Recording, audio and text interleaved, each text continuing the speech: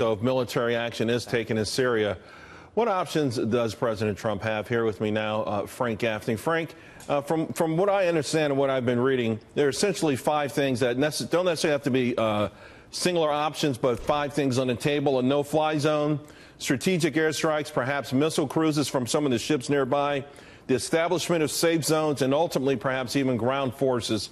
How do you see it playing out?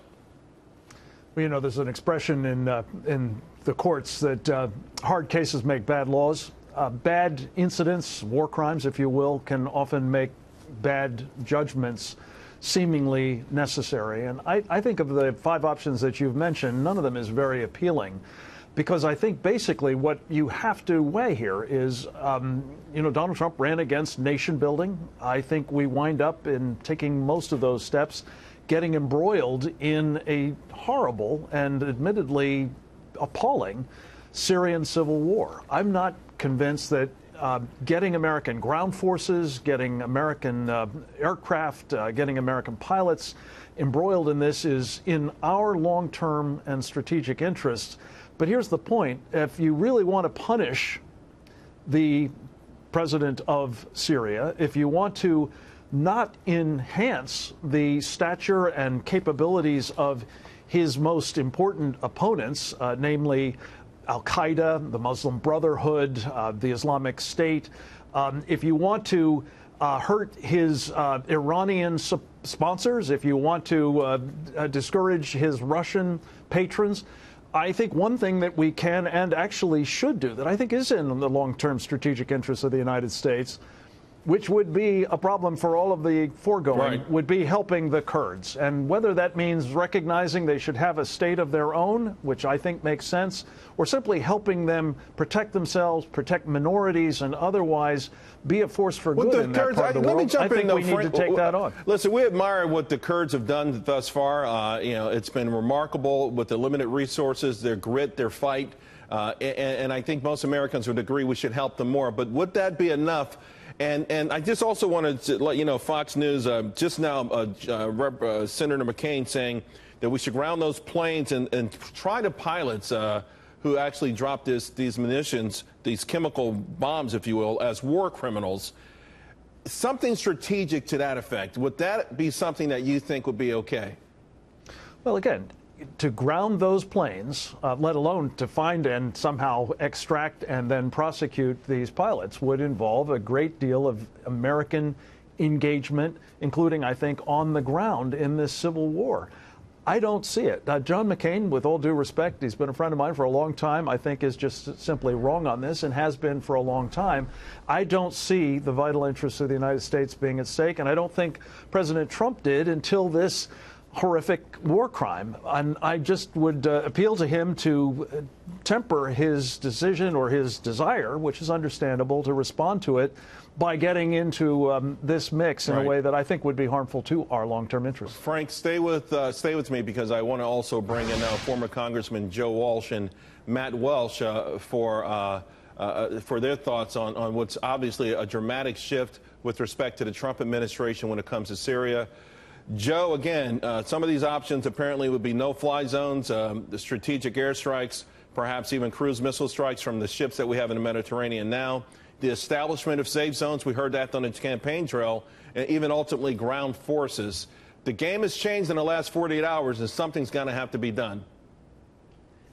Hey, Charles, I agree with Frank Gaffney. There are no good options because this is complicated. There are no good guys in Syria. Assad's a thug. The people Assad is fighting, the other terrorist group, they're all bad characters.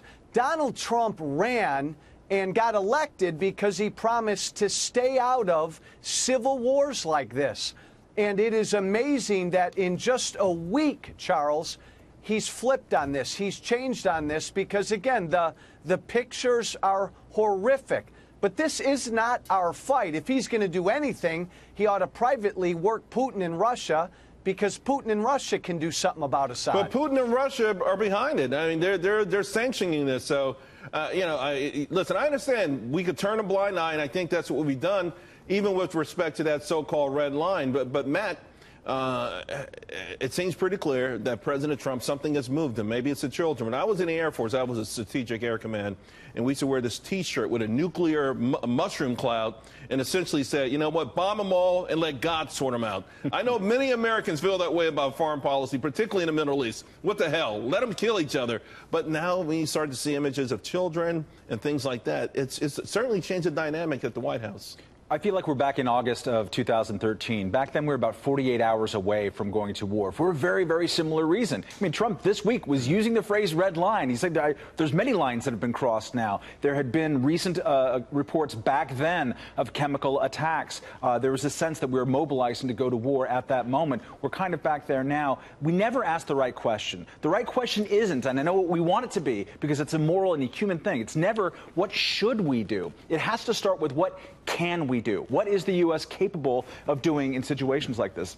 Turns out we're really good at decapitating or changing regimes. That is what the military, as you well know, can do very effectively. But then those things that we do, are they going to make the world a better place a year from now, 2 years from now, and 5 years from now? We have a much spottier track record with all of that. So what can we do in this situation? Yeah, we can lob some cruise missiles. We can try to create a safe space. That's really difficult. We can do things that engage with Russia militarily. That doesn't sound too bright right now. So if we work back from what we can do in this space, I'm going to agree with Frank Gaffney and Joe Walsh, and I can speak for the three of us when I say that never happens. But in this case, it is absolutely right. We should not be letting emotion drive the use of military. We should need to think a different way. You know, guys, it's obvious that one lesson learned is that we can't force democracy on other nations, particularly those in the Middle East. And removing strong men or dictators has backfired miserably with respect to foreign policy, beginning with Iraq, rather. But again, Frank, and I'll come back to you on this. I know there's some grappling going on. And listen, this isn't me. This is the White House. They're admitting President Trump on full display. He's been emotionally moved here. Some are concerned, some core Trump voters are concerned that the neocons have somehow gotten into his ear. In fact, we've got the sound from the McCain piece a moment ago. Let's listen to that, because many think is John McCain and folks like that eager to go to war. Let's listen first. I believe you need to have two courses of action. One, immediate response. That is telling Bashar Assad, no more flying, no more flying. No airplane will fly. If it does, it will be shot down. Is that too unreasonable, Frank? Well, look, among the airplanes that are flying on behalf of Bashar Assad are Russian aircraft. The logic of what the senator has just said is we're going to shoot them down. I don't think that's going to happen. And look, I'm simply saying pause, reflect on this, sort through what your actual long-term interests are. And Charles, again, I'm not a fan of Bashar Assad. I'd love to see that guy go.